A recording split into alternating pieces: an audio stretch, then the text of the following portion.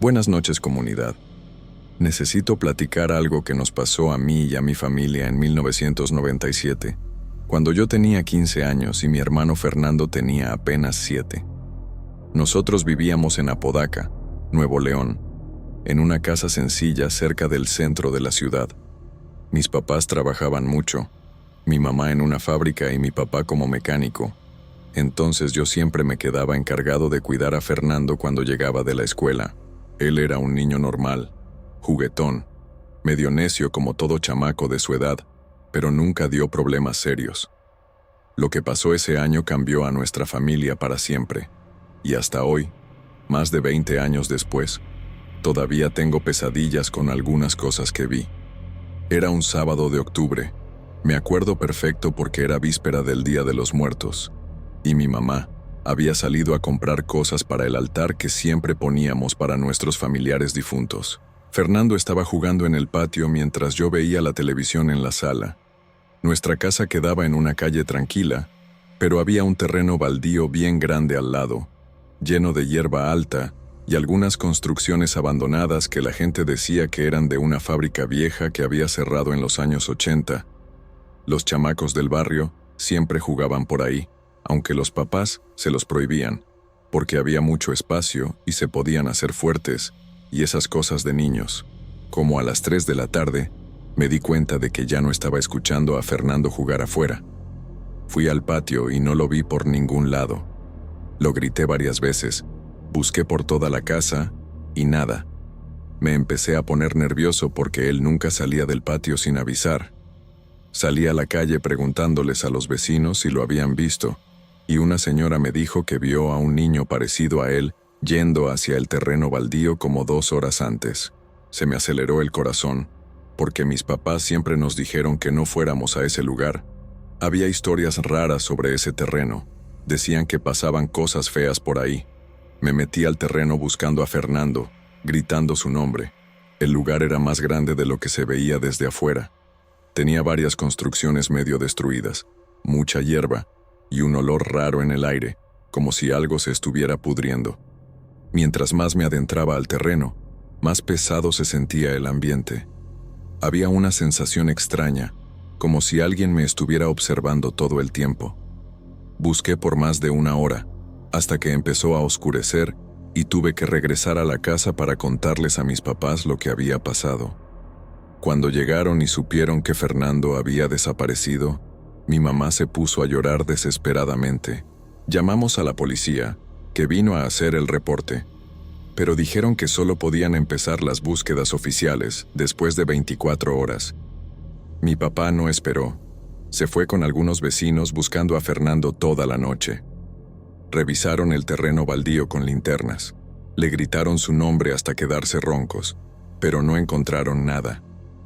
Yo me quedé en casa con mi mamá, que no paraba de rezar y llorar. La noche fue la más larga de mi vida. Me quedé imaginando dónde estaría mi hermanito, si tenía frío, si tenía miedo, si alguien le había hecho algo. Mi mamá les habló a todos los familiares, pidiéndole a todo mundo que rezara por Fernando. El domingo en la mañana, cuando mi papá regresó de las búsquedas sin haber encontrado nada, estábamos desesperados. La policía vino con más gente y perros rastreadores, y empezaron una búsqueda más organizada. Pegaron carteles con la foto de Fernando por toda la ciudad, y la noticia de su desaparición salió en la radio local. Me sentía culpable, porque era mi responsabilidad cuidarlo, y ahora se había perdido. Mi mamá casi no podía hablar, solo lloraba y rezaba todo el tiempo. Los vecinos venían a la casa ofreciendo ayuda, trayendo comida, pero nadie podía comer nada. Fue el lunes en la noche, casi 3 días después de la desaparición, que Fernando apareció. Yo estaba tratando de dormir cuando escuché a mi mamá gritar abajo. Bajé corriendo y lo vi parado en la puerta de la cocina, sucio, con la ropa rota, pero aparentemente sin heridas. Mi mamá lo abrazó llorando. Mi papá le habló a la policía para avisar que había regresado, y todos nos sentimos aliviados. Pero desde el primer momento, me di cuenta de que había algo diferente en Fernando. Estaba demasiado callado, con una mirada extraña, como si ya no fuera la misma persona. Cuando mi mamá le preguntó dónde había estado, él solo dijo que no se acordaba de nada. En los primeros días después de que Fernando regresó, pensamos que solo estaba traumado por lo que había pasado, fuera lo que fuera. Se quedaba muy callado, no quería jugar, casi no nos hablaba. Mis papás lo llevaron al doctor, que dijo que era normal después de un trauma, que con el tiempo iba a volver a la normalidad. Pero yo notaba cosas raras que los adultos no se daban cuenta. Se quedaba viendo rincones vacíos de la casa como si hubiera alguien ahí. A veces sonreía solo sin ningún motivo, y había empezado a hablar bajito, como si estuviera platicando con alguien invisible. En las noches, lo escuchaba caminar por el cuarto que compartíamos, pero cuando prendía la luz, él estaba acostado en la cama, haciéndose el dormido. Una semana después de que Fernando regresó, empezaron a pasar cosas que me dieron mucho miedo. Empezó a hablar sobre personas de nuestra familia que habían muerto antes de que él naciera, personas que él nunca debería haber conocido. Una noche, durante la cena, volteó a ver a mi mamá y le dijo: «La abuelita Esperanza mandó decir que está bien, que ya no llores por ella».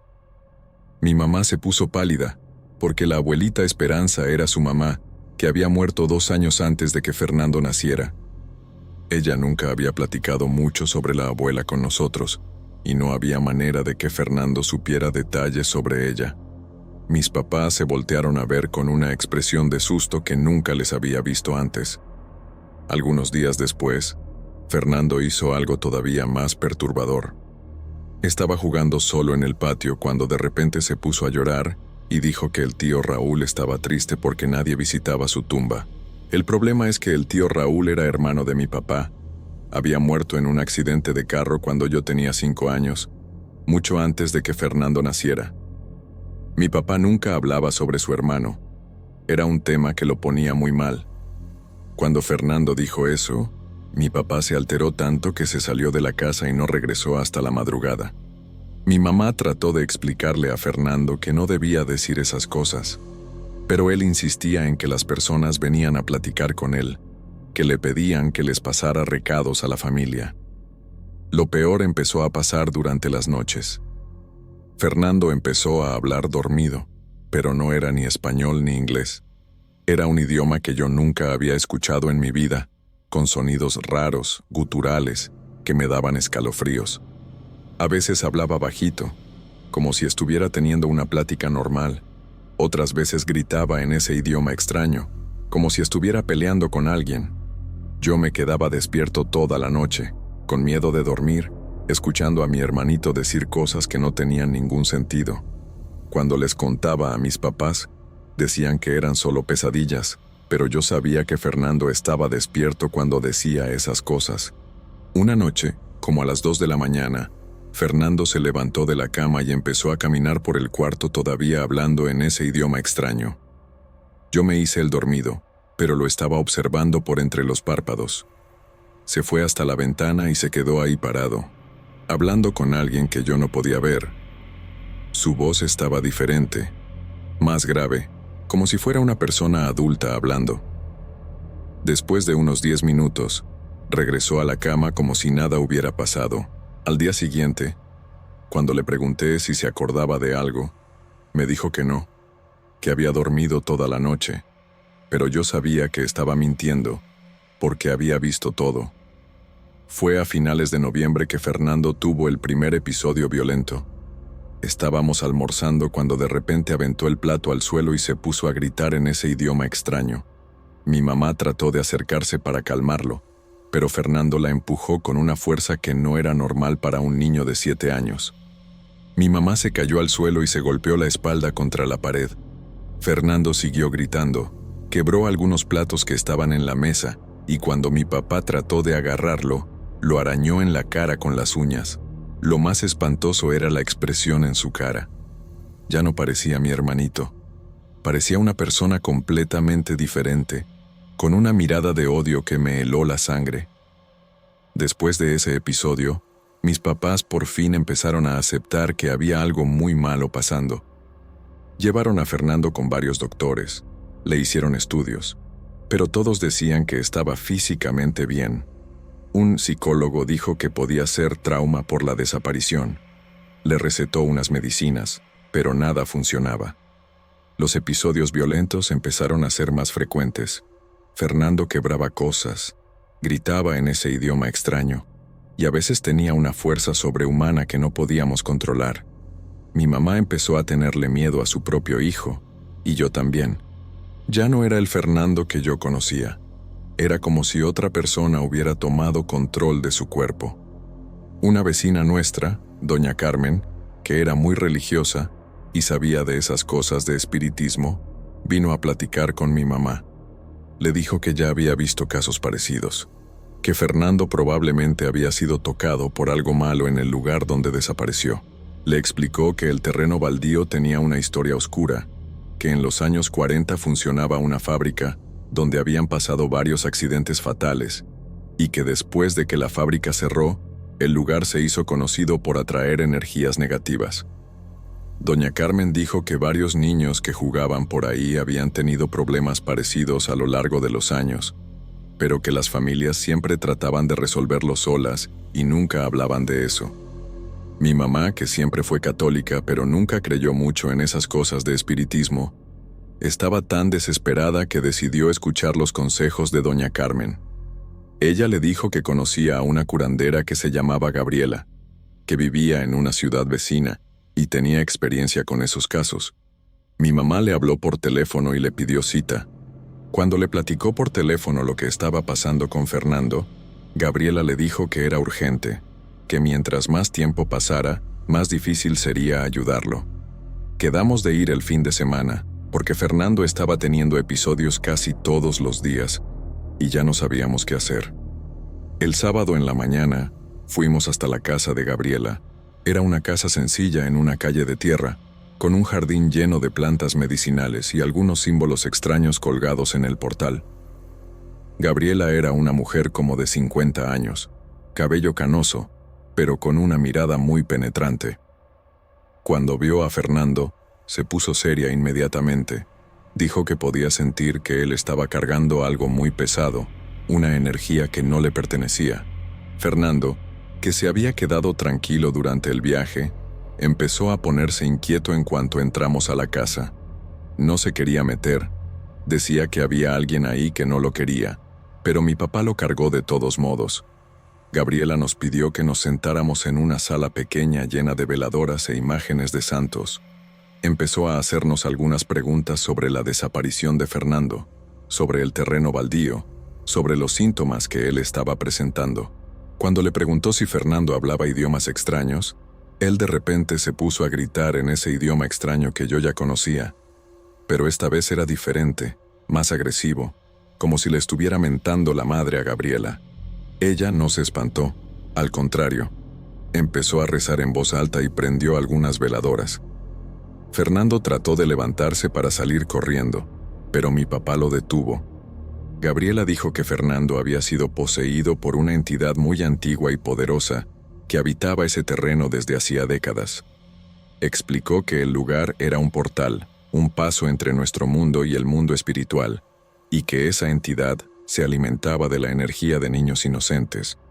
Dijo que Fernando había estado 3 días desaparecido porque la entidad estaba tratando de tomar control completo de su cuerpo, pero que él había resistido de alguna manera. Por eso ella no pudo poseerlo completamente, pero todavía estaba pegada a él, influyendo en su comportamiento y usándolo para comunicarse con nuestro mundo. La curandera dijo que iba a hacer un ritual de limpia, pero que sería peligroso y doloroso para Fernando. Explicó que la entidad no se iba a ir fácilmente, que iba a luchar para mantener control sobre mi hermano. Les pidió a mis papás que estuvieran preparados, porque Fernando podía tener reacciones violentas durante el proceso. Trajo varias hierbas, aceites, veladoras de diferentes colores, y empezó a preparar el ritual. Fernando estaba cada vez más inquieto, hablando en ese idioma extraño, y a veces parecía que estaba platicando con alguien que solo él podía ver. El ritual duró casi 3 horas. Gabriela rezaba, quemaba hierbas, le untaba aceites a Fernando, y él gritaba, se sacudía, Trataba de morder y arañar a quien se acercara. En algunos momentos, su voz se ponía completamente diferente, grave como la de un hombre adulto, diciendo cosas horribles sobre nuestra familia. Decía cosas que un niño de 7 años nunca debería saber, groserías pesadas, amenazas. Mi mamá lloraba. Mi papá sostenía a Fernando con fuerza, y yo me quedé en una esquina rezando para que todo eso se acabara pronto. En un momento, Fernando se puso tan violento que tiró varias veladoras, y pensé que iba a lastimar a alguien en serio. Pero de repente, en medio de un grito, Fernando se desmayó. Gabriela dijo que era normal, que la entidad había salido y él estaba agotado. Siguió rezando por unos 20 minutos más, limpiando la energía del ambiente, y después dijo que ya estaba hecho. Cuando Fernando despertó, 1 hora después, estaba diferente. Nos vio con confusión, como si no supiera dónde estaba, pero era la mirada de mi hermanito otra vez. Preguntó por qué estábamos todos llorando. Dijo que tenía hambre. Gabriela sonrió y dijo que ya estaba libre, que la entidad se había ido y no lo iba a molestar más. Regresamos a la casa ese mismo día, y Fernando realmente estaba curado. Volvió a ser el niño juguetón de antes. Dejó de hablar idiomas extraños. Dejó de mencionar familiares muertos, y nunca más tuvo episodios violentos. Dormía tranquilo toda la noche. Jugaba normal durante el día, y parecía haber olvidado completamente todo lo que había pasado en los últimos meses. Mis papás estaban tan agradecidos que mandaron hacer una misa de agradecimiento en la iglesia, y mi mamá empezó a creer más en esas cosas espirituales. Doña Carmen dijo que habíamos tenido suerte, que no siempre esos casos tenían final feliz. Hoy, Fernando tiene 32 años, está casado, tiene 2 hijos, y lleva una vida completamente normal. Él no se acuerda de nada de lo que pasó en esa época. Dice que los únicos recuerdos que tiene son de haberse perdido en el terreno baldío y después despertar en casa. A veces le platico algunas cosas, pero él piensa que estoy exagerando, que era solo trauma de niño. El terreno baldío lo demolieron algunos años después y construyeron un centro comercial en el lugar. Nunca más supimos de casos parecidos en la región. Pero yo nunca olvidé esos meses de terror, de ver a mi hermanito siendo controlado por algo que no era de este mundo. Fue una experiencia que cambió mi visión sobre muchas cosas, y hasta hoy tengo mucho respeto por esas cuestiones espirituales que no podemos explicar.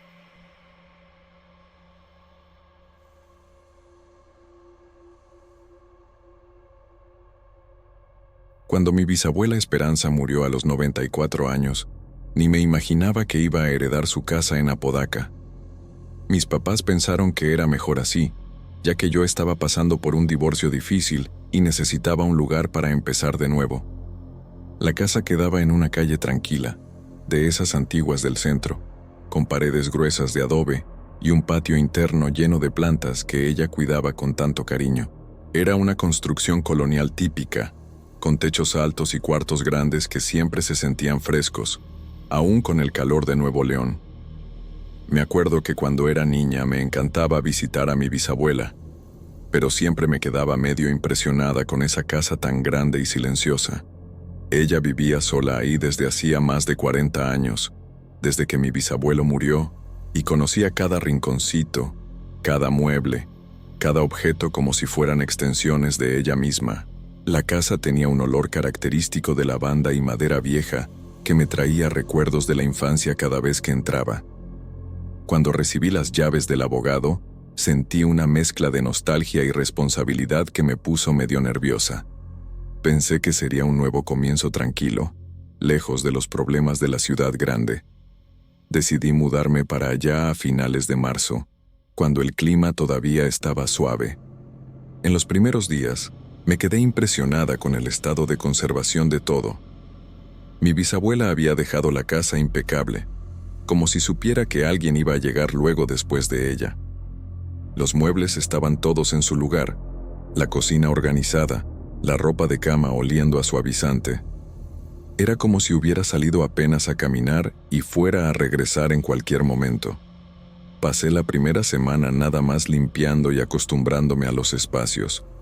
La sala principal tenía una mesa de comedor enorme de madera oscura, con 6 sillas alrededor, siempre acomodadas de forma perfectamente simétrica.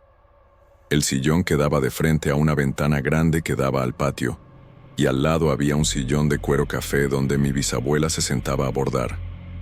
Todo tenía un lugar específico, un orden que ella mantenía religiosamente. Me acordaba de cómo se enojaba cuando alguien movía sus cosas sin ponerlas de vuelta en el lugar exacto. Pensaba que ahora, siendo mi casa, podría organizar todo a mi manera. La primera señal de que algo estaba mal pasó un jueves.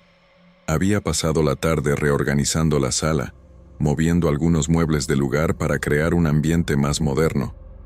Moví el sillón cerca de la ventana. Volteé la mesa de centro en un ángulo diferente. Empujé el sofá unos centímetros hacia la izquierda. Cambios pequeños, pero que hacían diferencia para mí. Me quedé contenta con el resultado y me fui a dormir tranquila. A la mañana siguiente, cuando bajé a desayunar, sentí como si me hubieran dado un golpe en el estómago. Todos los muebles estaban exactamente en la posición original, como mi bisabuela siempre los mantenía. El sillón estaba de vuelta en su lugar de siempre, la mesa en el ángulo exacto, el sofá en la posición milimétrica que ella prefería. Me quedé parada en la puerta de la sala, con el corazón acelerado, tratando de entender qué había pasado. Mi primera reacción fue de total confusión. Pensé que tal vez estaba confundida, que tal vez no había cambiado nada el día anterior. Pero me acordaba claramente de cada mueble que había movido, de cada ajuste que había hecho. Traté de encontrar una explicación lógica. Tal vez alguien había entrado a la casa durante la noche, pero no tenía sentido. Las puertas estaban cerradas con llave, las ventanas cerradas. No había señales de que hubieran forzado la entrada. Además, ¿quién entraría a una casa solo para reacomodar muebles? Pasé todo el día pensando en el asunto, tratando de convencerme de que había sido solo confusión mental. Tal vez el estrés de la mudanza, del divorcio, me estaba afectando más de lo que me imaginaba. Decidí hacer una prueba. Esa noche, antes de dormir, cambié apenas una silla de lugar. Saqué una de las sillas de la mesa del comedor y la puse en la esquina opuesta de la sala. Era un cambio pequeño, pero bien visible. Marqué en el piso con cinta adhesiva la posición exacta donde puse la silla y le tomé una foto con el celular. Si me estaba imaginando cosas, por lo menos tendría una prueba de lo que había hecho. Dormí mal esa noche, despertándome varias veces con la sensación de que había alguien moviéndose por la casa.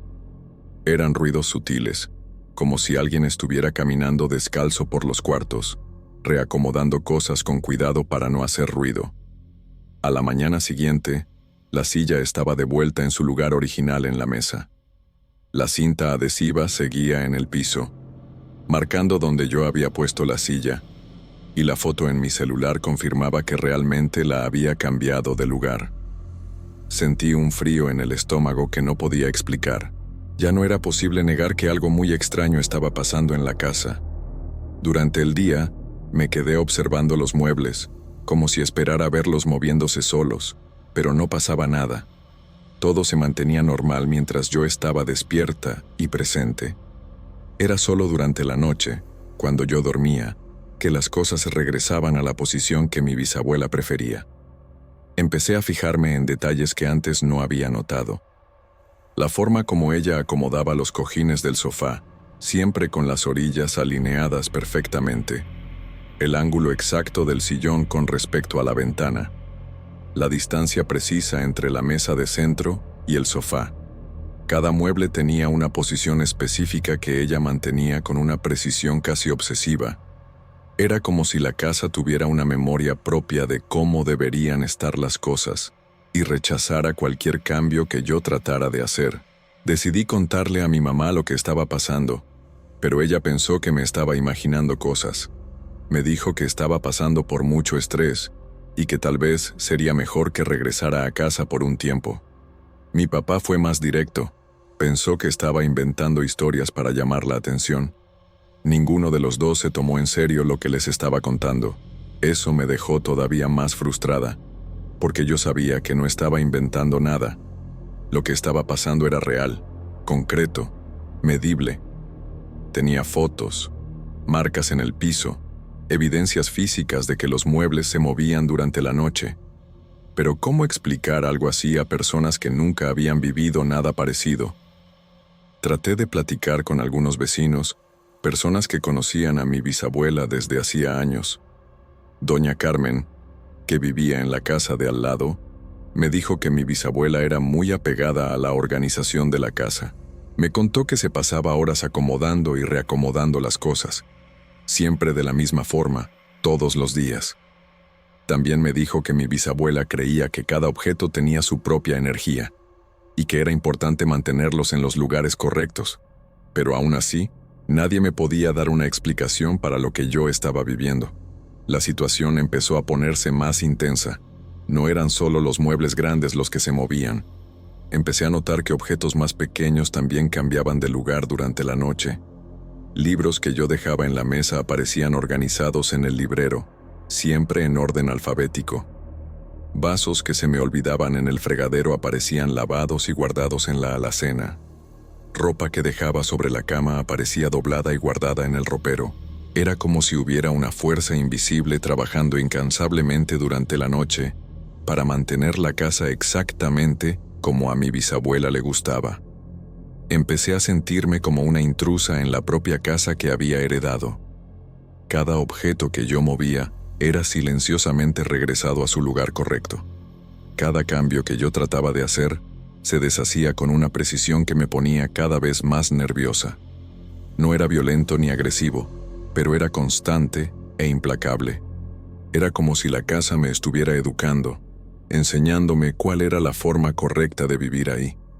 Y eso me estaba empezando a dar miedo de dormir, porque nunca sabía qué me iba a encontrar cuando despertara.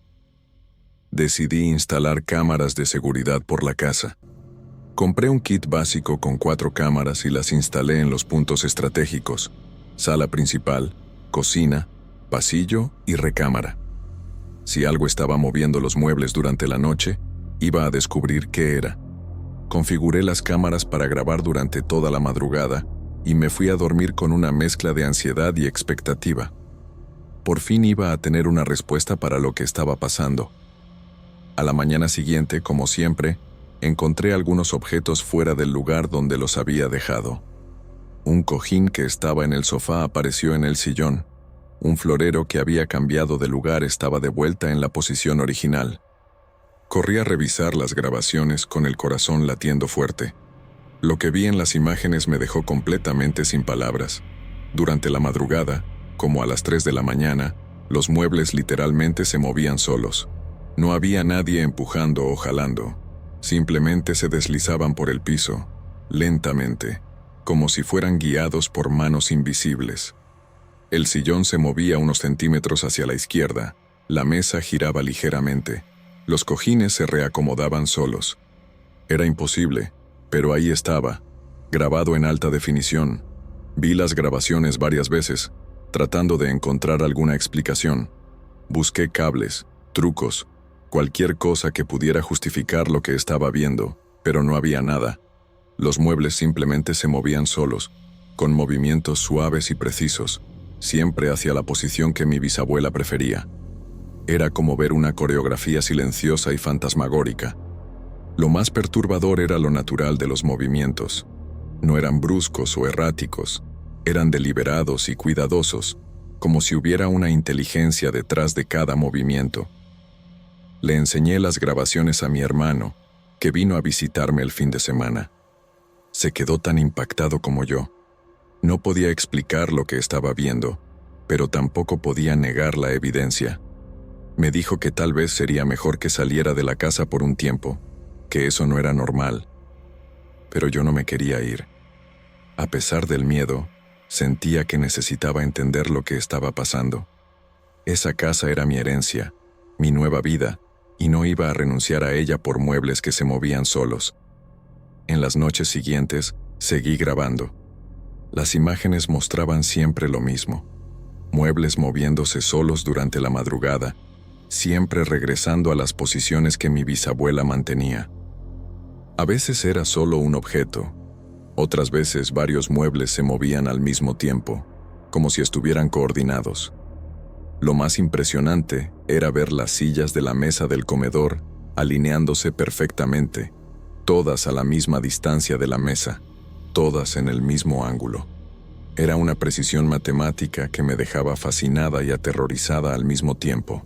Empecé a tener pesadillas con muebles moviéndose. Despertaba a medianoche con la sensación de que algo estaba pasando en la sala. El sueño se volvió fragmentado, vivía cansada y nerviosa. La casa que debería ser mi refugio se estaba convirtiendo en una fuente constante de ansiedad. Pero al mismo tiempo, había algo hipnótico en esas grabaciones. Era como ver un ritual nocturno, una danza silenciosa que pasaba mientras yo dormía. Empecé a preguntarme si mi bisabuela de alguna manera todavía estaba ahí, cuidando la casa como siempre lo hizo. Después de 2 semanas grabando, decidí parar. Las imágenes eran siempre las mismas, y verlas me estaba poniendo cada vez más perturbada. Además, empecé a sentir que estaba invadiendo algo privado, como si estuviera espiando un momento íntimo que no me pertenecía. Quité todas las cámaras y las guardé en el armario. Ya no quería ver los muebles moviéndose solos. Saber qué pasaba ya era suficientemente perturbador. No necesitaba ver el espectáculo cada mañana. Tomé la decisión de simplemente aceptar la situación. Si la casa quería mantener los muebles en una posición específica, iba a respetar eso.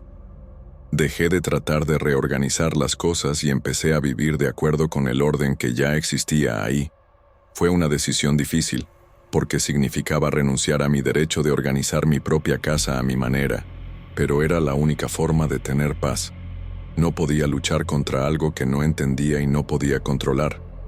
Era mejor adaptarme que vivir en constante conflicto con fuerzas invisibles. Gradualmente, las cosas empezaron a calmarse. Cuando dejé de mover los muebles, ellos dejaron de moverse solos durante la noche. Era como si hubiéramos llegado a un acuerdo silencioso. Yo respetaba la organización de la casa, y la casa me dejaba en paz. Empecé a entender mejor la lógica detrás de la disposición de los muebles. Cada pieza tenía su función específica, su relación con las otras piezas, su importancia en el conjunto. El sillón quedaba en el ángulo exacto para recibir la luz de la mañana. La mesa de centro estaba a la distancia perfecta para ser útil, sin estorbar la circulación. Las sillas de la mesa del comedor creaban una simetría que le daba armonía al ambiente. Mi bisabuela había pasado décadas perfeccionando esa organización, y yo estaba tratando de cambiarla en cuestión de días. Empecé a apreciar la sabiduría detrás de cada elección, la funcionalidad de cada posición. La casa funcionaba como un mecanismo bien ajustado, donde cada pieza tenía su lugar correcto. Mover una pieza desajustaba todo el conjunto, y por eso la corrección nocturna era necesaria. Hoy, después de casi un año viviendo aquí, puedo decir que encontré mi paz con la situación.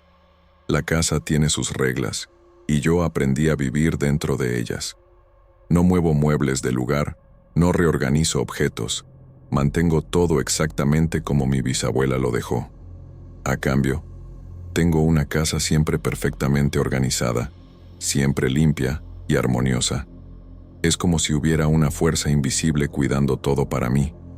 Objetos que se me olvidan fuera de lugar aparecen organizados a la mañana siguiente. Ropa que dejo tirada aparece doblada y guardada. Es una convivencia extraña, pero funcional. Aprendí a ver la casa no como mi propiedad, sino como un lugar que me fue confiado para cuidar. Soy más una cuidadora que una dueña. Y tal vez así es como debería ser. Tal vez la verdadera posesión es esa capacidad de cuidar y preservar, no de modificar y controlar. La casa de Apodaca me enseñó eso de una forma que nunca voy a olvidar. Y aunque nunca entienda completamente lo que pasa aquí durante la noche, sé que no necesito entender para aceptar y convivir en paz.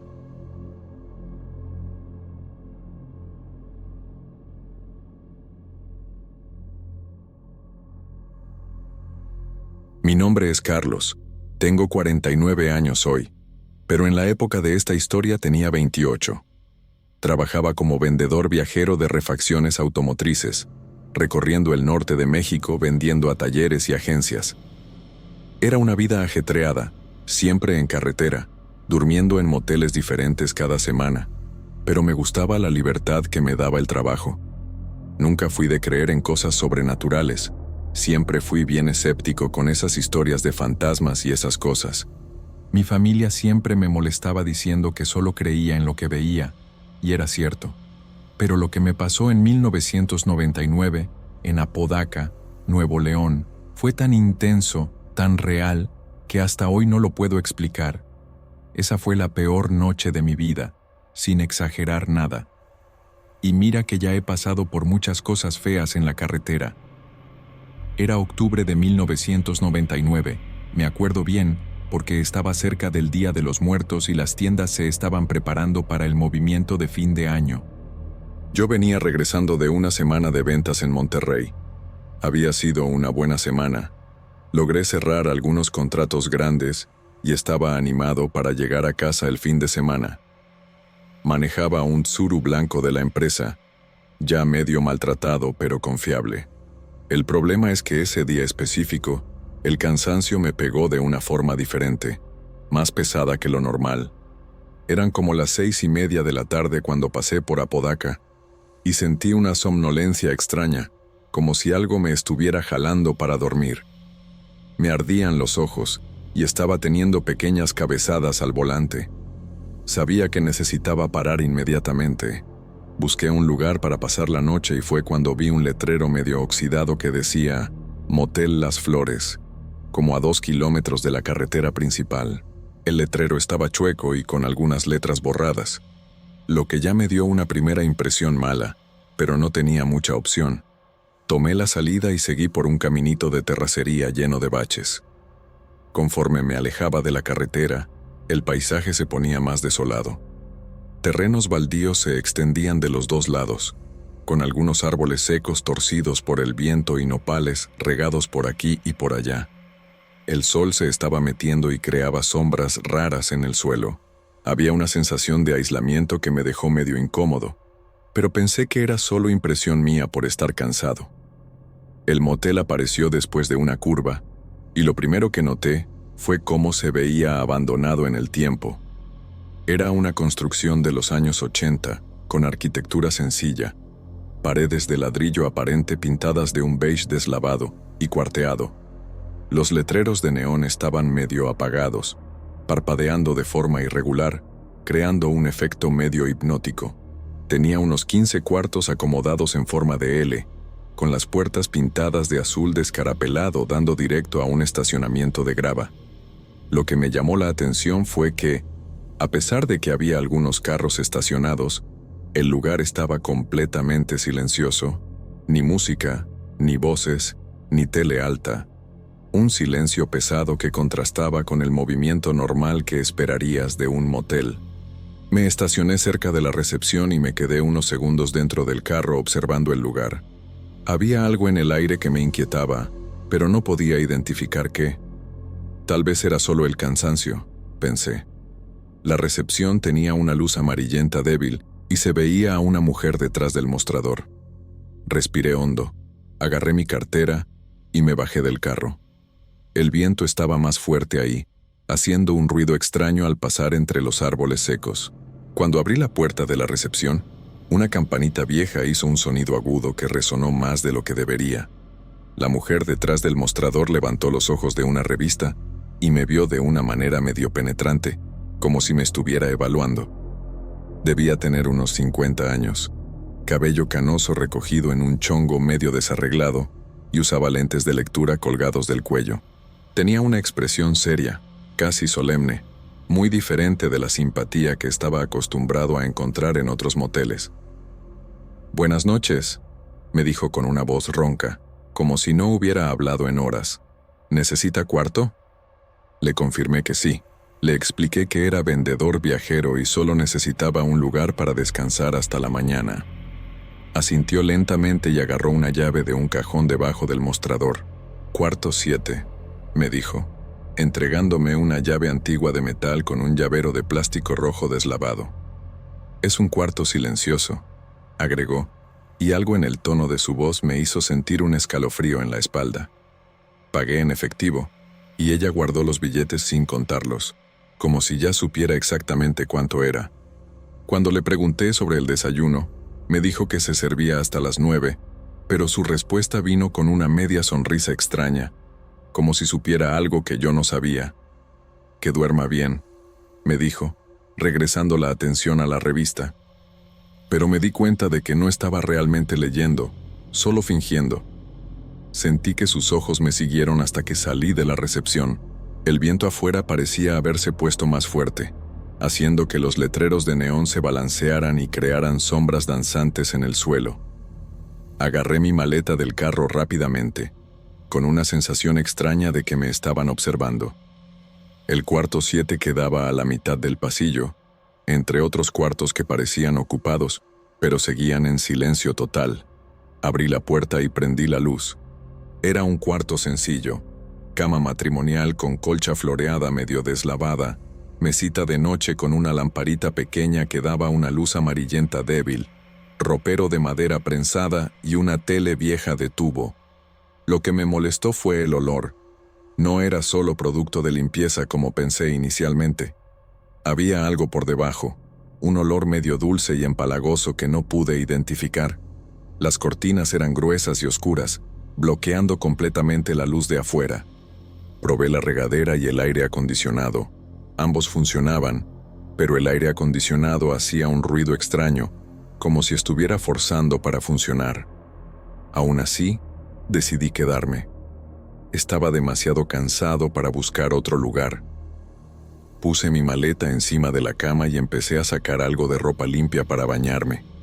Fue cuando noté que el silencio del lugar era todavía más extraño de lo que me imaginaba.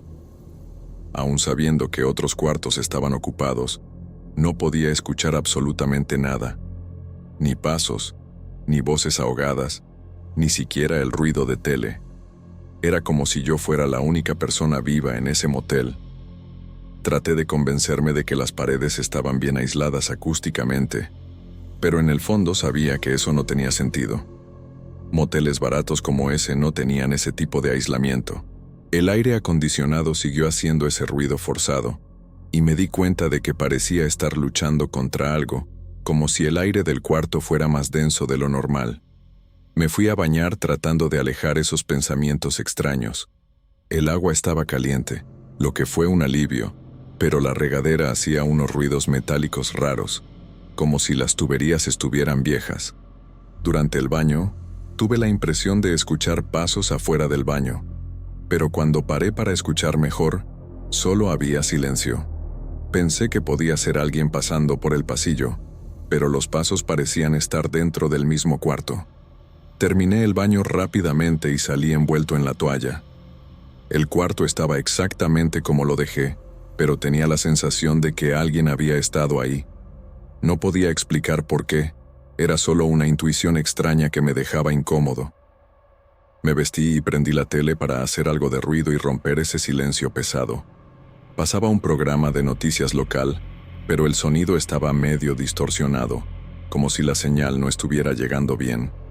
Las imágenes parpadeaban de vez en cuando, y había una interferencia constante que molestaba. Traté de cambiar de canal, pero todos tenían el mismo problema. Me rendí con la tele y decidí comer algo antes de dormir. Tenía unas galletas y un refresco en la maleta, nada muy nutritivo, pero serviría para engañar el hambre. Mientras comía, me quedé viendo hacia la ventana, aunque con las cortinas cerradas. Tenía la sensación de que alguien estaba afuera, observándome. Eran como las 9 cuando terminé de comer y decidí acostarme. Apagué la luz principal y dejé solo la lamparita de la mesita de noche prendida. La luz amarillenta creaba sombras extrañas en las paredes, haciendo que los pocos muebles del cuarto se vieran más grandes y más amenazantes de lo que realmente eran. Me acosté en la cama y me tapé hasta el pecho. El colchón estaba cómodo, ni muy suave ni muy duro, pero tenía un olor extraño, como si hubiera estado guardado mucho tiempo. Traté de ignorarlo, y concentrarme en relajarme. Cerré los ojos y traté de pensar en cosas buenas, en la semana de ventas que había sido exitosa, en los planes para el fin de semana. Pero el sueño no llegaba fácil. Mi mente estaba inquieta, llena de pequeños detalles que me molestaban. La recepcionista extraña, el silencio absoluto de los otros cuartos, ese olor dulce y empalagoso que parecía estar poniéndose más fuerte. El aire acondicionado siguió haciendo ese ruido forzado, y ahora parecía que se estaba poniendo más alto. Me volteé de lado, tratando de encontrar una posición más cómoda, pero la sensación de que me estaban observando no se quitaba. Era como si hubiera ojos siguiendo cada movimiento mío, aún en la oscuridad. Abrí los ojos algunas veces para verificar si había alguien en el cuarto, pero obviamente no había nadie. Me estaba poniendo paranoico sin motivo. Después de casi una hora tratando de dormir, por fin logré relajarme. El cansancio del viaje estaba hablando más fuerte que mis miedos infundados. Mi respiración se fue poniendo más lenta y profunda, y sentí que mi cuerpo empezaba a dormirse. Las últimas cosas que recuerdo haber pensado antes de quedarme dormido fueron sobre lo extraño de ese lugar y lo bueno que sería despertar en la mañana e irme de ahí. Si hubiera sabido lo que estaba por venir, habría salido corriendo en ese exacto momento. Habría dormido en el carro, a la orilla de la carretera. Cualquier lugar habría sido mejor que quedarme en ese cuarto maldito. El sueño llegó pesado, más pesado de lo normal. Era como si algo me estuviera jalando hacia un estado de inconsciencia profunda, casi forzada. No soñé, por lo menos no me acuerdo de haber soñado.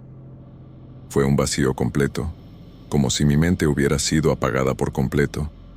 No sé cuánto tiempo me quedé durmiendo así, pero cuando empecé a despertar, fue de una forma muy extraña. No fue un despertar gradual, natural. Fue como si algo me arrancara del sueño de una vez, como si alguien me hubiera gritado en el oído o me hubiera sacudido violentamente. Mi corazón ya estaba acelerado antes de que abriera los ojos completamente. Cuando por fin logré abrir los ojos, me di cuenta de que algo estaba muy, muy mal. El cuarto estaba diferente. La luz de la lamparita que había dejado prendida estaba apagada, pero había una luminosidad extraña viniendo de algún lugar que no podía identificar. Era una luz azulada, débil, que no alumbraba bien pero permitía que viera las formas de los muebles. El aire estaba más pesado, más denso, como si la atmósfera del cuarto hubiera cambiado completamente. Y lo peor, no me podía mover. Traté de levantar el brazo, voltear la cabeza, mover las piernas, pero mi cuerpo simplemente no respondía. Era como si estuviera completamente paralizado, pero mi mente estaba totalmente despierta y alerta. La parálisis era total y desesperante. Estaba completamente consciente. Mi mente funcionaba perfectamente, pero era como si mi cuerpo hubiera sido desconectado de mi cerebro.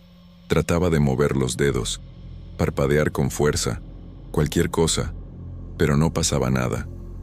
Solo podía respirar, y aún así sentía como si el aire estuviera más pesado, más difícil de jalar. Mi corazón latía descontrolado en el pecho, y podía sentir el sudor frío empezando a escurrir por la frente. La sensación de desesperación era indescriptible. Ya había escuchado hablar de parálisis del sueño, pero nunca me imaginé que fuera tan aterrador. Era como estar atrapado dentro del propio cuerpo, completamente indefenso. Y lo peor todavía estaba por venir. Fue cuando empecé a darme cuenta de que no estaba solo en el cuarto. En la esquina de mi campo de visión, cerca del ropero, había una sombra que no estaba ahí antes. Era una forma humanoide, pero distorsionada, como si fuera hecha de humo oscuro. No podía voltear la cabeza para ver directamente, pero por la visión periférica se veía que se estaba moviendo lentamente. Se me heló la sangre. Traté de gritar, pero ningún sonido salía de mi garganta. Era como si mi voz también estuviera paralizada. La sombra se movía de forma extraña, no como una persona normal caminaría, sino deslizándose por el piso, acercándose a la cama.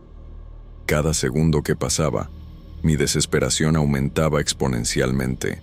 La temperatura del cuarto parecía haber bajado drásticamente. Podía sentir un frío penetrante subiendo por mis pies, como si una corriente de aire helado estuviera pasando por debajo de la colcha. Pero no era un frío normal. Era algo más profundo, que parecía congelar por dentro. La sombra siguió acercándose, y ahora podía distinguir mejor su forma. Era alta, mucho más alta que una persona normal, y tenía una postura encorvada, como si cargara un peso invisible en la espalda. Los brazos eran desproporcionalmente largos, casi arrastrando en el piso. No podía ver la cara. Era solo una masa oscura donde debería estar la cabeza, pero sentía que me estaba viendo fijamente. Entonces apareció una segunda figura. Esta surgió del otro lado del cuarto, cerca de la ventana. Era más pequeña que la primera, pero igualmente perturbadora.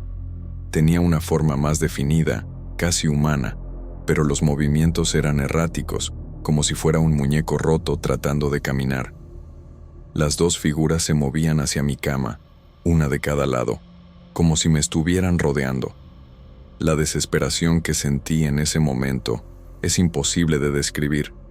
Era puro terror, el tipo de miedo que te paraliza no solo físicamente, sino mentalmente también. Mi mente gritaba para que corriera, luchara, hiciera cualquier cosa, pero mi cuerpo siguió completamente inmóvil. La primera sombra llegó a los pies de la cama y se detuvo. Podía sentir su presencia de una forma casi física, como si irradiara una energía negativa que me hacía sentir náuseas. El aire alrededor de ella parecía distorsionado, como cuando ves a través del calor subiendo del asfalto caliente. La segunda figura se puso al lado de la cama, bien cerca de mi cara. Ahora podía ver más detalles de ella, y lo que vi me hizo querer desmayarme de terror.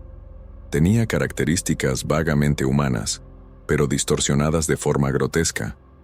Los ojos eran hoyos negros profundos, y donde debería estar la boca, había apenas una abertura irregular que parecía moverse constantemente. Fue cuando me di cuenta de que había más de ellas. De la esquina de los ojos, podía ver otras figuras emergiendo de las sombras del cuarto. Algunas parecían arrastrarse por las paredes, otras simplemente se materializaban de la nada. Eran todas diferentes, pero compartían la misma aura de malevolencia. Una de ellas tenía una forma casi esquelética, con extremidades extremadamente delgadas que se movían de forma no natural. Otra parecía estar hecha de una sustancia viscosa que goteaba constantemente en el piso. El cuarto se estaba llenando de esas criaturas, y todas parecían enfocadas en mí. Era como si yo fuera el centro de algún ritual macabro que no podía comprender. El olor dulce y empalagoso que había notado antes ahora estaba insoportable. Era como si el aire estuviera saturado con el olor de flores podridas mezclado con algo que recordaba carne en descomposición. Sentía que iba a vomitar, pero ni eso podía hacer. Las criaturas empezaron a moverse de forma más coordinada, como si estuvieran siguiendo algún tipo de coreografía siniestra. Algunas se acercaban más a la cama, otras circulaban por el cuarto en movimientos hipnóticos. Una de ellas, que tenía una forma más humana pero con proporciones completamente equivocadas, se inclinó sobre mí. Podía sentir su respiración fría en mi cara, un aire helado que olía a tierra húmeda y moho. Traté de cerrar los ojos con fuerza, pensando que si no podía verlas, tal vez desaparecerían, pero descubrí que ni eso podía hacer bien. Mis párpados se movían, pero era como si hubiera una fuerza obligándome a mantener los ojos abiertos, forzándome a presenciar esa escena aterrorizante. Las criaturas parecían saber que estaba tratando de escapar visualmente, y eso parecía divertirlas de alguna forma sádica. Una de ellas emitió un sonido que no era exactamente una risa, sino algo entre un gemido y un susurro, un sonido que parecía venir de muy lejos, pero al mismo tiempo estaba bien dentro de mi cabeza. En ese momento, tuve la certeza de que me iba a volver loco o morir de miedo. Fue cuando pasó algo inesperado. De la bolsa de mi pantalón, que estaba tirado en la silla al lado de la cama, empezó a salir una luz débil. Era mi celular. En esa época todavía eran esos aparatos sencillos, pero estaba sonando. El sonido del timbre, aunque ahogado por la tela, parecía molestar profundamente a las criaturas. Retrocedieron ligeramente, emitiendo sonidos de irritación. La luz azulada siniestra del cuarto empezó a vacilar, como si estuviera compitiendo con la luz artificial del aparato. El teléfono sonó apenas 3 veces antes de parar, pero fue suficiente para romper parcialmente el hechizo que me mantenía paralizado. Logré mover ligeramente los dedos de la mano derecha. Era una sensación extraña, como si estuviera reaprendiendo a controlar mi propio cuerpo. Las criaturas se dieron cuenta del cambio inmediatamente y se pusieron más inquietas, más agresivas. La que estaba sobre mí trató de presionar más fuerte mi pecho, pero ya podía respirar un poco mejor. Con un esfuerzo sobrehumano, logré mover la cabeza unos centímetros hacia el lado. Fue cuando vi algo que me dio una chispa de esperanza. En la mesita de noche había un crucifijo pequeño de madera que no había notado antes. Debía pertenecer al motel, probablemente dejado por algún huésped anterior o puesto ahí por la administración. Concentré toda mi fuerza en tratar de alcanzarlo, moviendo milímetro por milímetro mi mano hacia la mesita. Las criaturas se dieron cuenta de mi intención y se pusieron frenéticas. El coro de susurros se transformó en algo más parecido a gritos ahogados, llenos de rabia y frustración. Algunas de ellas trataron de agarrar mi brazo, y podía sentir sus garras atravesando la piel, pero el dolor físico era casi un alivio comparado con el terror psicológico que estaba viviendo. Cada movimiento era una batalla. Cada centímetro conquistado costaba una energía que no sabía que todavía tenía. Cuando por fin logré tocar el crucifijo, pasó algo extraordinario. Una onda de calor recorrió mi cuerpo, empezando por la mano que sostenía el objeto y extendiéndose rápidamente.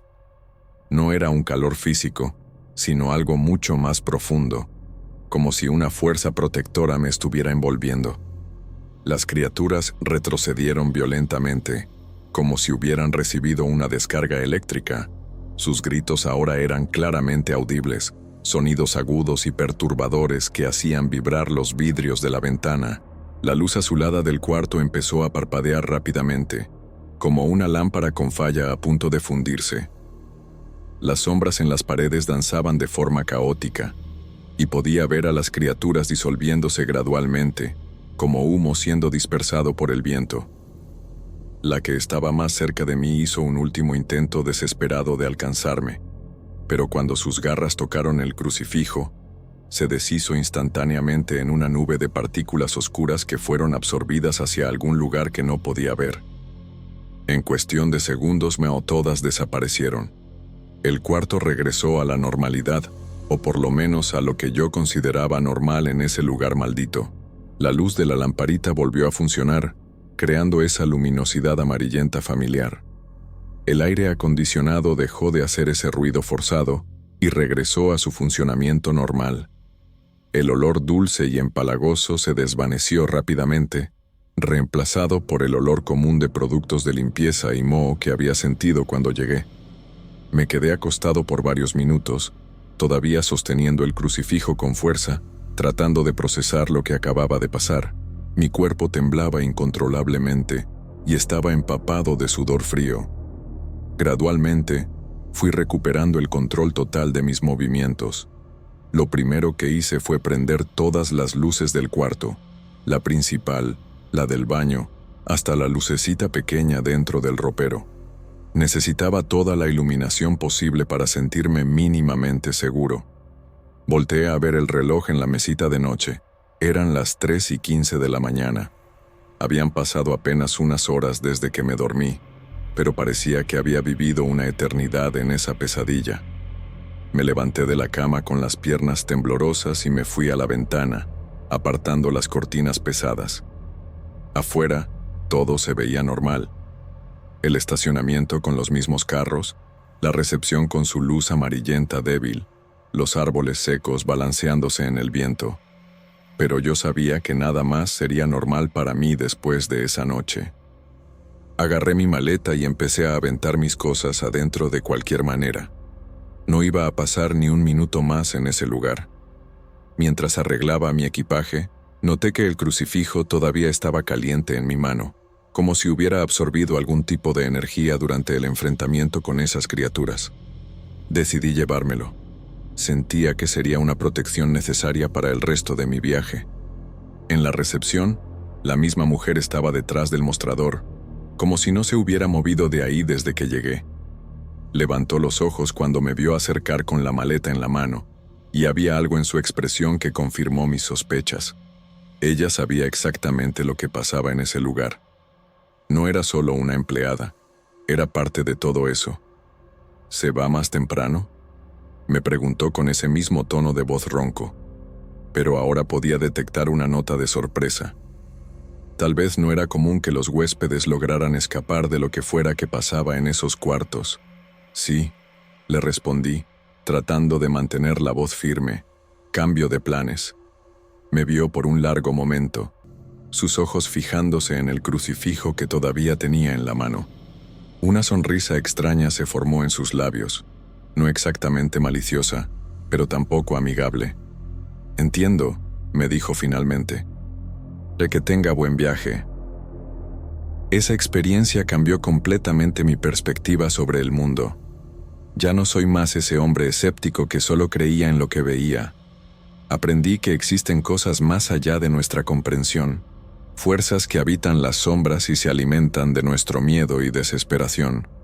Y aprendí también que, a veces, la fe, aun la fe de una persona que nunca fue muy religiosa, puede ser nuestra única protección contra las tinieblas que rondan este mundo. Hoy, a los 49 años, todavía trabajo en ventas, pero cambié de ramo.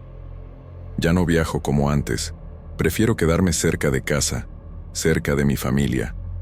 Y siempre que alguien me cuenta una historia sobrenatural, escucho con respeto y atención, porque sé que, por más imposible que parezca, algunas de esas historias son verdaderas, y la mía, desafortunadamente, es una de ellas.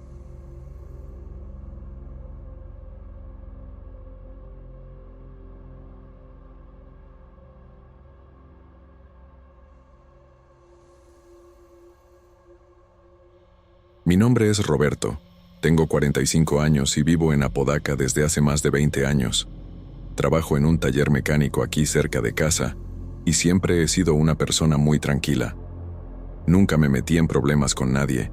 Siempre saludé a los vecinos, ayudé cuando necesitaban. Pero había un tipo que vivía en la casa de al lado, Francisco, que era un verdadero infierno en mi vida. Desde que se mudó para allá, hace unos 5 años, vivíamos peleando por la barda que divide nuestros terrenos.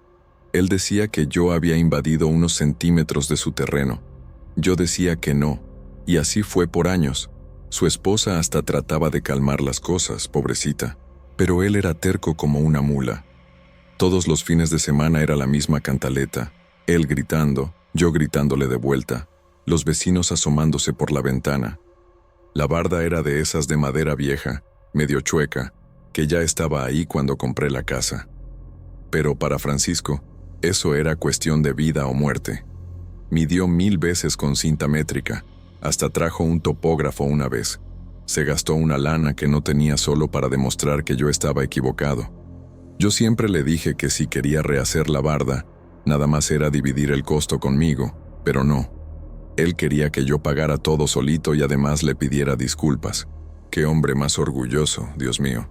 Su esposa, doña Renata, siempre me pedía disculpas por él cuando nos topábamos en el súper. Ella sabía que su marido era difícil de tratar. Pero yo no podía hacer nada, ¿verdad? No iba a dejar que el tipo me viera la cara nada más para tener paz. Mi esposa, Leticia, siempre me decía que lo ignorara. Pero, ¿cómo ignorar a alguien que toca tu puerta todos los domingos en la mañana para quejarse de lo mismo? Las peleas se fueron poniendo cada vez peores. Hubo una vez que le tiró una piedra a mi perro, Pancho, solo porque el animal había hecho del 2 cerca de la barda. Casi me le voy encima ese día. Mi mujer me tuvo que detener. Otra vez, cortó unas ramas de mi árbol que se pasaban para su lado, sin ni siquiera avisarme. Cuando llegué del trabajo y vi eso, me puse como loco. Fui a tocarle la puerta. Discutimos ahí enfrente de todo el mundo. Fue una pena. Los otros vecinos ya estaban hartos de nuestras peleas, yo lo sabía. Doña Rosa, que vive enfrente, siempre movía la cabeza cuando nos veía discutiendo. Pero ¿qué podía hacer? El hombre no me dejaba en paz. Era barda de mañana, barda de tarde, barda de noche. Parecía que no pensaba en otra cosa en la vida. A principios de este año, las cosas empeoraron todavía más. Francisco empezó a hacer obras en su casa, remodelando el patio, y ahí se puso aún más obsesionado con el asunto de la barda. Todos los días venía a enseñarme planos, proyectos, diciendo que me iba a demandar, que iba a llamar a la policía, que iba a no sé qué. Ya estaba cansado, para ser honesto. 20 años viviendo aquí en paz, y en los últimos 5 puro dolor de cabeza por culpa de este hombre. Hasta se me subió la presión, tuve que empezar a tomar medicina. Leticia siempre me decía que buscara un abogado, que resolviera esto de una vez, pero el abogado cuesta caro y yo no tenía dinero de sobra. Un trabajador como yo no tiene el lujo de andar gastando en esas cosas. Entonces aguantaba, trataba de ignorar, pero era difícil, muy difícil de verdad. Fue un martes, día 15 de marzo, que me enteré de la noticia. Estaba desayunando, preparándome para ir a trabajar, cuando doña Renata tocó mi puerta llorando. Casi no podía hablar, estaba desesperada. Me contó que Francisco había tenido un accidente de carro en la madrugada, regresando del trabajo. Él trabajaba de guardia de seguridad en una empresa y a veces hacía turno de noche. Parece que se quedó dormido al volante y se estrelló contra un árbol en la carretera. Murió al instante. Me quedé impactado, claro. Por más que peleáramos, nunca le deseé el mal al hombre. Era solo un asunto de barda, ¿no? Nada que justificara una cosa así. Consolé a doña Renata como pude. Le ofrecí ayuda con lo que necesitara. Leticia fue a mi casa a hacerle un café. Se quedó platicando. Fue una situación muy triste, muy pesada. El velorio fue el fin de semana. Leticia y yo fuimos, claro. Era lo mínimo que podíamos hacer. Doña Renata estaba destrozada. Sus hijos también. Había bastante gente. Él tenía familia grande. Durante el velorio, me quedé pensando en lo extraña que es la vida. Ahí estaba el hombre que había sido mi mayor problema en los últimos años, quieto, en paz finalmente. Me sentí hasta medio culpable por pensar eso, pero no voy a mentir. Una parte de mí se sintió aliviada. Ya no iba a haber más peleas, ya no iba a haber más gritos, ya no iba a haber más dolor de cabeza con la barda. Doña Renata iba a vender la casa, ya lo había comentado. Se iba a ir a vivir con su hija a otra colonia. Tal vez finalmente iba a tener paz en mi propia casa. Sé que es egoísta pensar así, pero es la verdad. Uno es humano, ¿no? Tiene esos pensamientos aunque no quiera. Después del entierro, las cosas se quedaron tranquilas como por 2 semanas. La casa de al lado estaba vacía. Doña Renata se había ido a vivir con su hija temporalmente, mientras resolvía el papeleo de la venta. Aproveché para hacer unas reparaciones en mi patio, cortar el pasto, arreglar unas cosas que estaba dejando para después. Estaba padre poder trabajar en el patio sin tener a alguien vigilándome, quejándose de cada movimiento que hacía. Pancho también estaba más suelto, jugando cerca de la barda sin miedo de que le tiraran piedras. Leticia comentó que yo estaba más relajado, durmiendo mejor. Y era cierto. Por primera vez en años, llegaba a casa del trabajo y no me ponía tenso pensando si iba a haber problemas con el vecino. Parecía que finalmente iba a tener tranquilidad en mi vida. ¿Cómo estaba de equivocado? Fue un jueves por la noche que empezó. Estaba viendo la televisión en la sala. Leticia ya se había ido a dormir, cuando oí unos golpes en la barda. Toc, toc, toc. Así, bien rítmico. Pensé que fuera algún animal, tal vez un gato, o entonces ramas del árbol pegando con el viento. Pero cuando puse atención, no había nada de viento, y los golpes continuaron. Toc, toc, toc, siempre en el mismo ritmo, siempre en el mismo lugar. Fui hasta la ventana de la cocina que da al patio y miré. No vi nada. Oscuro total. Solo la barda allá al fondo, quieta. Los golpes pararon en cuanto aparecí en la ventana. Me pareció raro, pero no le di mucha importancia. Regresé a la sala. Seguí viendo la tele. Como 10 minutos después, empezó otra vez. Toc, toc, toc. Lo mismo. Esta vez salí al patio con una linterna. Fui hasta la barda. Nada. Ni señal de animal, ni rama suelta, nada que pudiera explicar el ruido. La noche siguiente, pasó otra vez. Misma hora, más o menos las 10:30, 11. Toc, toc, toc. Siempre en la barda, siempre en el mismo lugar. Empecé a enojarme. Pensé que podía ser algún chamaco haciendo travesuras, aprovechando que la casa de al lado estaba vacía, o entonces algún vecino queriendo molestarme. ¿Quién sabe? Esta vez salí corriendo, sin hacer ruido, para tratar de agarrar a quien fuera en flagrancia. Pero cuando llegué cerca de la barda, los golpes pararon al instante, y no había nadie ahí. Nadie. Miré hacia el lado de la casa de Francisco, todo oscuro, portón cerrado. No había manera de que alguien hubiera salido corriendo sin que yo lo viera o escuchara. Su patio no tiene salida por atrás, solo por el frente. Y yo habría visto si alguien hubiera corrido por el costado de la casa. Me quedé ahí parado unos 5 minutos, esperando, pero no pasó nada más. Regresé a casa medio confundido. El sábado, le conté a Leticia sobre los golpes. Me dijo que me estaba imaginando cosas, que era el estrés del trabajo, que debía estar durmiendo mal, pero yo sabía que no me estaba imaginando. El ruido era real, bien claro, siempre en el mismo lugar de la barda. Ella sugirió que fuéramos a echar un vistazo de día, a ver si había algo suelto que pudiera estar golpeando. Fuimos el domingo en la mañana. Examinamos toda la barda, tabla por tabla. Todo estaba firme, bien clavado. No había nada que pudiera hacer ruido. Leticia se preocupó un poco cuando vio que yo estaba hablando en serio. Me conoce, sabe que no soy de inventar historias.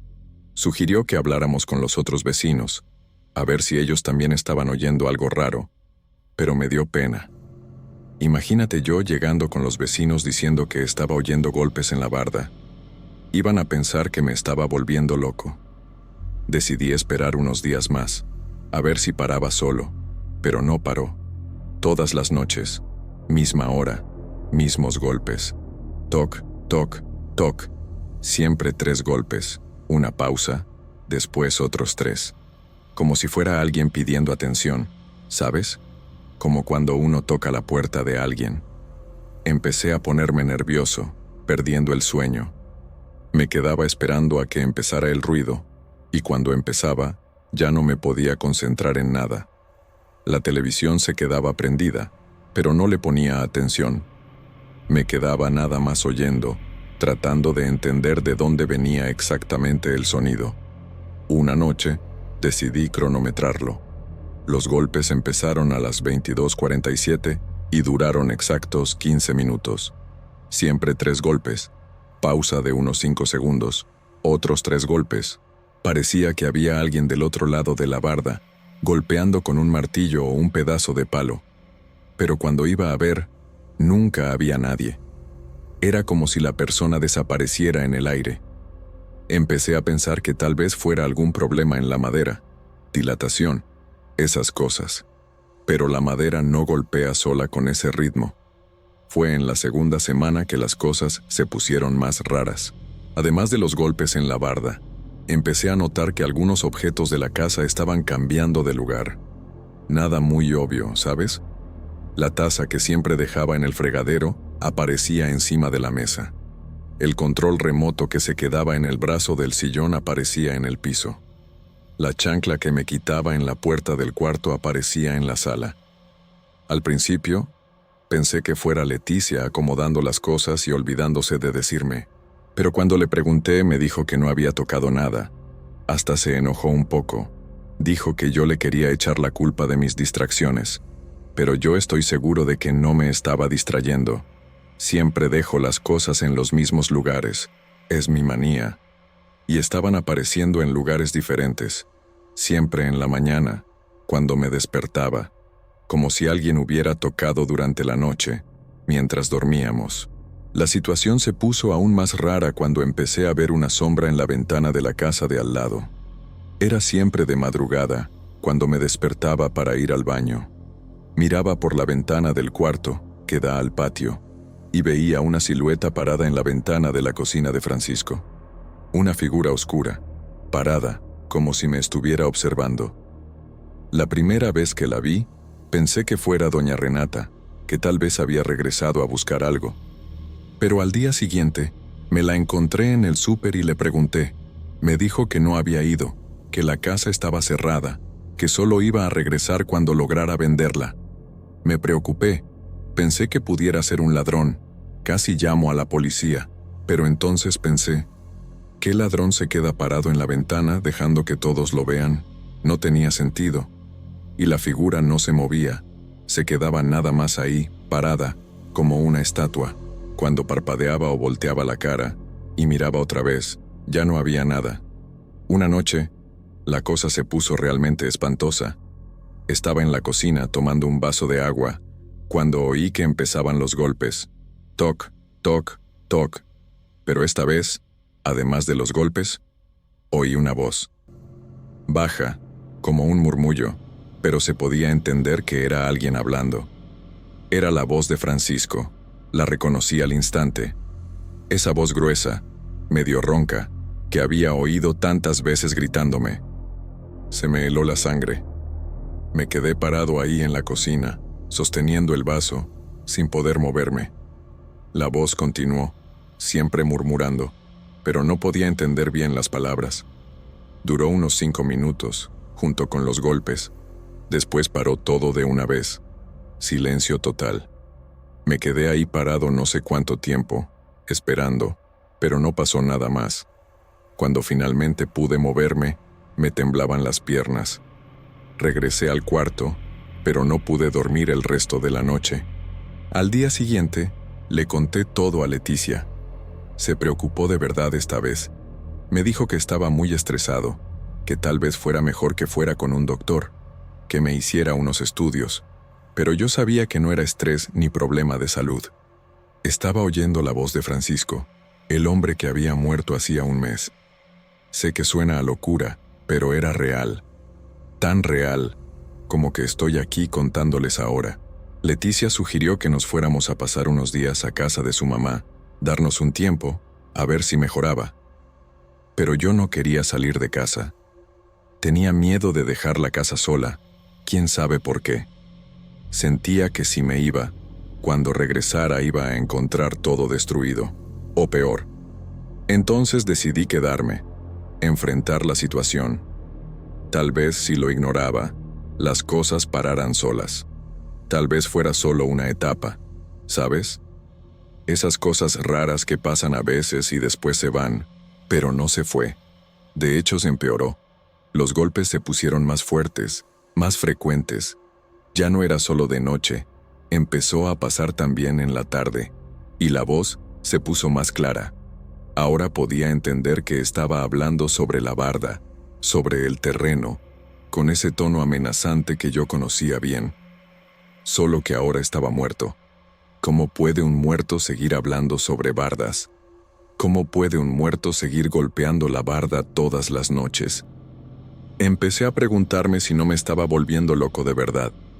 Tal vez la culpa que sentía por haberme sentido aliviado con su muerte me estaba haciendo imaginar cosas. Tal vez mi conciencia me estaba jugando una broma. Pero los objetos seguían cambiando de lugar, y eso Leticia también lo estaba viendo. Ella no podía estar imaginando junto conmigo. Fue un viernes que pasó lo peor. Estaba en el patio, regando las plantas, cuando oí la voz bien clara, bien cerca. Alguien me estaba gritando por mi nombre. Me volteé y lo vi. A Francisco, parado ahí del otro lado de la barda, mirándome, igualito a como era en vida, solo que medio transparente, medio blanquecino. Estaba usando la misma ropa que usaba siempre, pantalón de mezclilla, camisa de cuadros, gorra. Pero había algo diferente en su cara, una expresión que nunca había visto. Era coraje, pero un coraje frío, calculado. Me miró directo a los ojos y abrió la boca como si fuera a hablar, pero no pude oír nada. Solté la manguera y corrí para adentro de la casa. Mi corazón estaba disparado, me temblaban las manos. Llamé a Leticia, le conté lo que había visto. Salió conmigo al patio, pero ya no había nada, solo la barda, quieta, normal. Me abrazó, me dijo que iba a hacer cita con un doctor para el día siguiente, pero yo sabía que el doctor no iba a resolver. Eso no era problema de salud, era otra cosa. Francisco había regresado y estaba enojado, muy enojado. Esa noche, los golpes fueron más fuertes que nunca, y junto con los golpes, lo oía caminando en el patio de su casa. Pasos pesados, como si estuviera usando botas. A veces se paraba bien cerca de la barda y se quedaba murmurando. No podía entender lo que estaba diciendo, pero el tono era amenazante. Era como si estuviera planeando algo. Leticia estaba durmiendo. Se había tomado un calmante que le había dado el farmacéutico. Pero yo no podía dormir. Me quedaba oyendo, esperando, con miedo de lo que podía pasar. ¿Será que podía entrar a mi casa? ¿Será que me podía hacer daño? Esas preguntas me daban vueltas en la cabeza toda la noche. Cuando salió el sol, estaba agotado, pero por lo menos los ruidos habían parado. El sábado, decidí hacer algo que nunca pensé que haría en la vida. Fui al panteón a visitar la tumba de Francisco. No sé bien por qué. Tal vez pensé que hablando con él, pidiéndole disculpas, las cosas mejorarían. Llevé unas flores, prendí una veladora. Me quedé ahí parado, sintiéndome medio tonto, pero traté de hablar con él. Le dije que sentía mucho su muerte, que nunca quise que le pasara nada malo. Le dije que el asunto de la barda era una tontería, que podríamos haberlo resuelto de otra manera. Le pedí que me dejara en paz, que él también descansara en paz. Cuando me estaba yendo, me encontré a doña Renata. Ella había ido a llevar flores también. Platicamos un rato. Me dijo que estaba teniendo dificultades para vender la casa. Las personas que iban a ver siempre se rajaban. Decían que la casa tenía una energía fea. Ella no entendía por qué. No le conté nada de lo que estaba pasando, pero empecé a sospechar que otras personas también estaban sintiendo algo raro. Esa noche, pensé que tal vez la visita al panteón había funcionado. Los golpes empezaron a la hora de siempre, pero eran más débiles, menos insistentes. La voz también estaba más baja, casi inaudible. Pensé que tal vez Francisco había entendido mi mensaje, que tal vez me iba a dejar en paz. Pude dormir algunas horas, cosa que no pasaba desde hacía semanas. Pero en la mañana siguiente, cuando fui a desayunar, me llevé un susto terrible.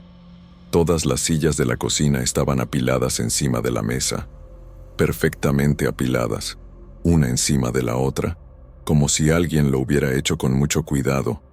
Leticia todavía estaba durmiendo, y estoy seguro de que yo no hice eso. Ni dormido habría hecho una cosa así. Además, si lo hubiera hecho, me habría despertado con el ruido. Esas sillas son pesadas, de madera. Alguien había entrado a mi cocina durante la noche y había acomodado las sillas de esa manera. ¿Pero quién? ¿Cómo?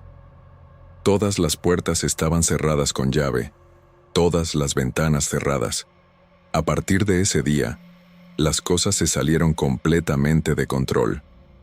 Todos los días me despertaba y encontraba algo diferente en la casa. Libros apilados en el piso de la sala, platos organizados en filas en la barra de la cocina, ropa sacada del closet y doblada en la cama. Siempre todo muy organizado, muy acomodado, como si alguien hubiera tenido tiempo y paciencia para hacer eso. Y siempre de madrugada, mientras dormíamos. Leticia se estaba espantando. Ella también estaba viendo las cosas. Ya no podía decir que me estaba imaginando. Una noche, se despertó y vio una sombra pasando por el pasillo. Gritó. Me despertó. Pero cuando prendimos la luz, no había nada. Quiso llamar a la policía. ¿Pero qué les íbamos a decir? ¿Que un fantasma estaba acomodando nuestra casa? Iban a pensar que estábamos locos. Decidimos instalar unas cámaras de seguridad, de esas baratas que venden en la tienda de electrónicos. Tal vez lograríamos grabar algo. Las cámaras no grabaron nada, o mejor dicho, grabaron cosas muy raras. En la grabación, se podían ver los objetos moviéndose solos, las sillas levantándose y apilándose, los libros saliendo del librero y organizándose en el piso. Pero no aparecía nadie moviéndolos. Era como si una fuerza invisible estuviera haciendo todo. Leticia se puso en pánico cuando vio las imágenes. Dijo que ya no podía vivir en esa casa, que nos teníamos que mudar. ¿Pero a dónde? ¿Con qué dinero? La casa era todo lo que teníamos. Y además, yo tenía la impresión de que si nos íbamos, Francisco nos iba a seguir. Eso no era sobre la casa, era sobre mí, era sobre la barda, sobre la pelea que tuvimos por años. Él quería algo de mí, pero no sabía qué.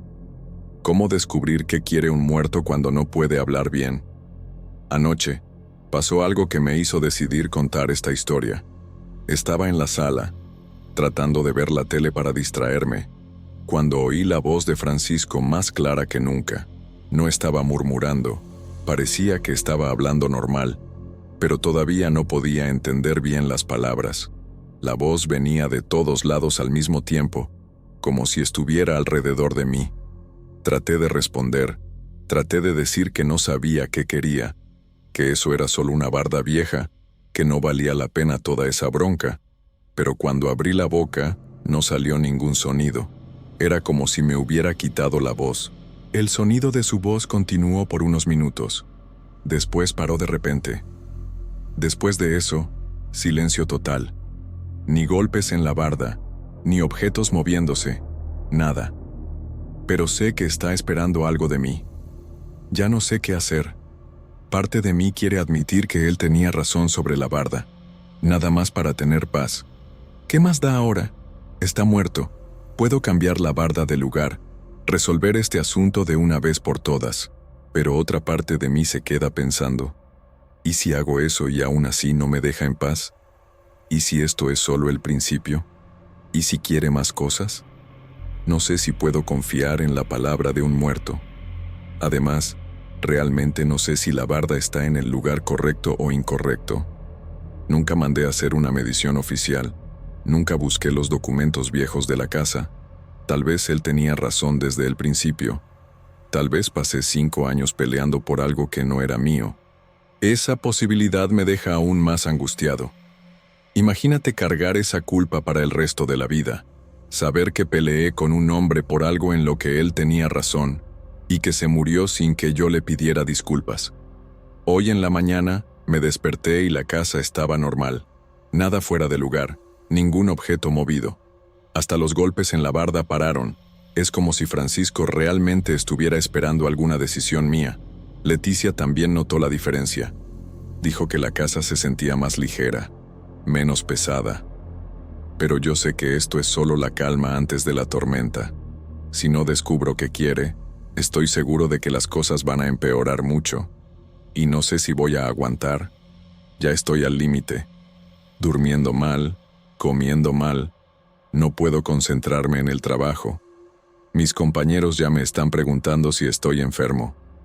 ¿Cómo explicar que me está espantando el vecino muerto por culpa de una barda? Nadie me iba a creer. Hasta yo mismo. Si alguien me contara esta historia, pensaría que la persona estaba loca, pero me está pasando a mí. Es real, y necesito descubrir qué hacer.